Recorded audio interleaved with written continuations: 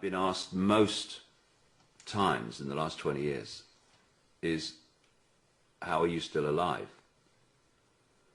And I give a strange answer, or it appears to be a strange answer, which is, the manipulators don't kill me because they can't. What? Dave, more, please. What are you talking about?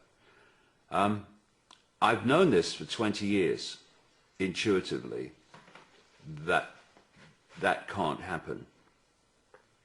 I remember Credo Mutwa, about 2006 time, end of 2006, I was with him in South Africa, and he threw the bones, which is like the South African version of throwing the runestones or the tarot cards. And he's very, very good. And he said to me, Mr. David, there's a contract on your life. He said, they're trying to kill you. He said, but they can't. And I'm thinking, I know they can't, but I don't know why they can't at that time. You know when you know something, but you can't work out how it can be true, but you know it is true. And what's kind of happened in the last few years, the most important part of my life and my work is delving deeper and deeper and deeper into the understanding of the nature of reality, what this reality is we're experiencing. And what I concluded and continue to conclude even more deeply, because it's an ongoing journey, is that this reality we think is physical and out there is actually the equivalent of a movie screen. It's the done deal level of our experience. When it manifests here, it's like the pictures in a movie theater hitting the screen. You ain't going to change them there. Because if you want to change the movie, you change what the projector is projecting, then you change the movie on the screen. And if we relate that to the world that we're experiencing, it's all right, Sean's got a cough. You all right, mate? Mm-hmm. Ignore Sean. Thank you. He, oh God, it is a bad cough. Get yourself a drink, mate.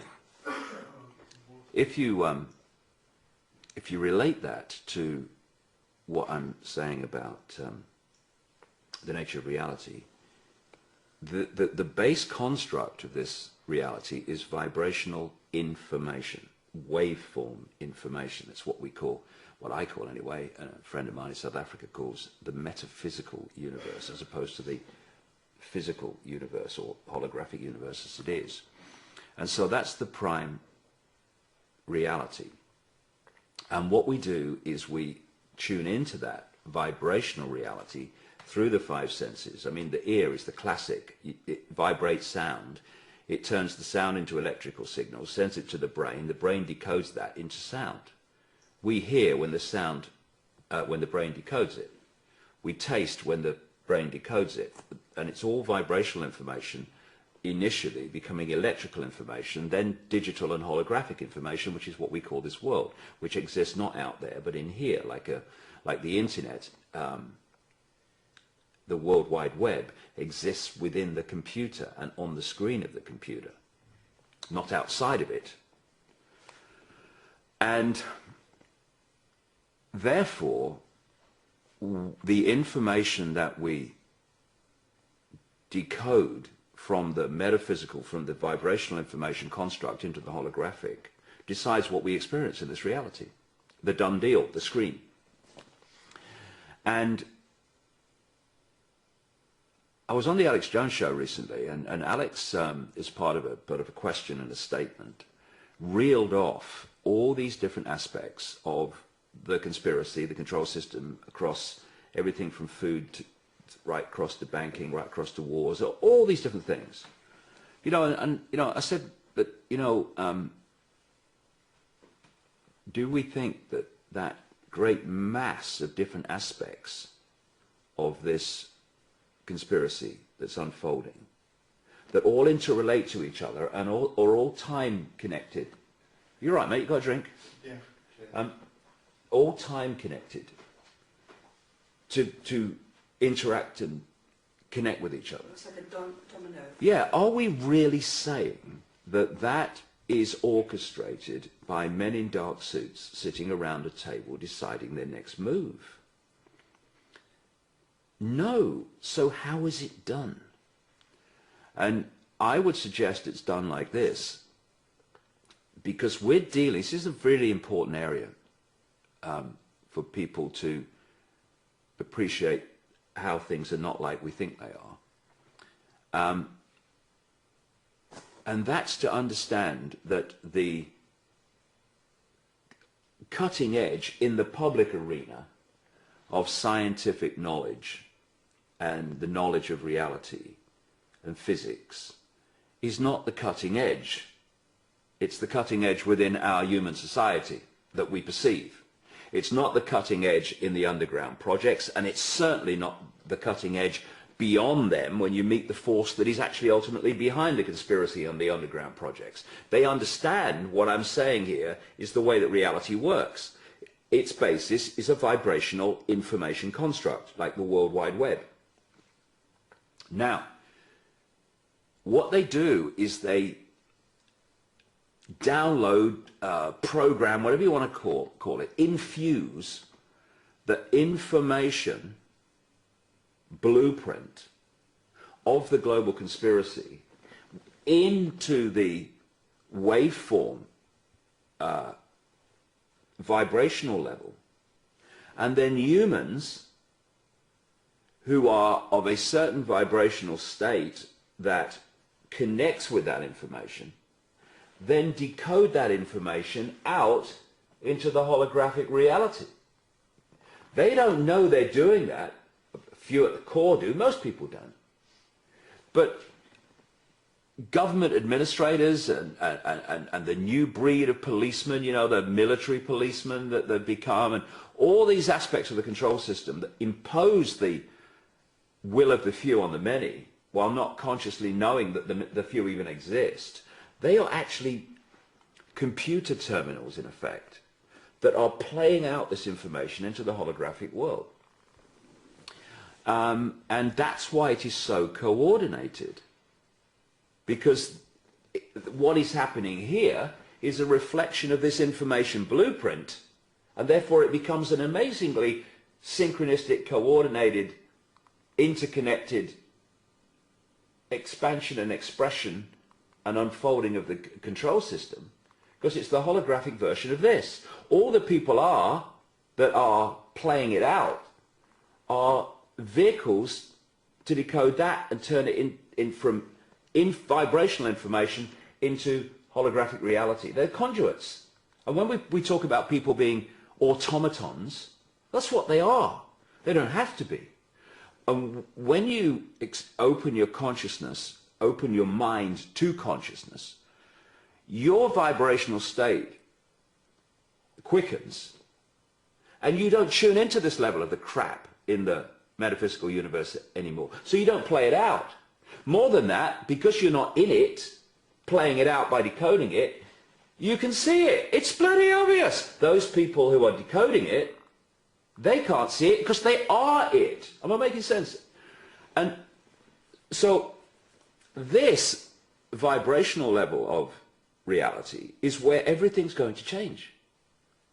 This is going to reflect the change, and we're going to say, there's a great transformation going on in the world. Yes, there is, on the screen, but where the transformation is coming from is a transformation of this, two things. A transformation of this vibrational construct, the blueprint fabric of this reality, and a change in the vibrational state of the conscious level of reality, so that it no longer tunes into that information, but tunes into that information and brings that into holographic reality. And we will experience that, we are experiencing that, as the world changing. But where it's changing from is what I call the metaphysical universe in the information construct. Now, people are going to say, this was a question about how you've not been assassinated. I'm getting there. That is the preamble background of what I'm saying. So, if I am going to be assassinated in the holographic reality that we're experiencing now.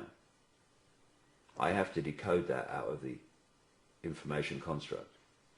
They put in ICKE assassinated into the information construct. But if I don't decode that out into the holographic reality, it can't manifest. And then that's why you got Creator Mutra saying, Mr. David, they're trying to kill you, but they can't. Because I will not decode that into this reality. And I feel it's beyond me not or refusing to decode it, although that adds to its power, of course. There is some force, the force that made itself known to me 20 years ago through that psychic initially, that is blocking the ability of that information, that situation coming through me into the holographic world, so someone goes bang bang. It's not possible. I've known for 20 years that they couldn't kill me. Now I'm beginning to understand why they can't kill me. I'll leave this world when I arranged to leave it before I came here. And anyone can do that. It's just a case of taking your power back and realizing both where the power lies and also how this process works. Because it was interesting. Before I began to understand any of this, I used to, comment from time to time about my experiences in America. I first went there in 1993 to talk at an animal rights conference. But the first time I went there to talk about this whole information was in 1996.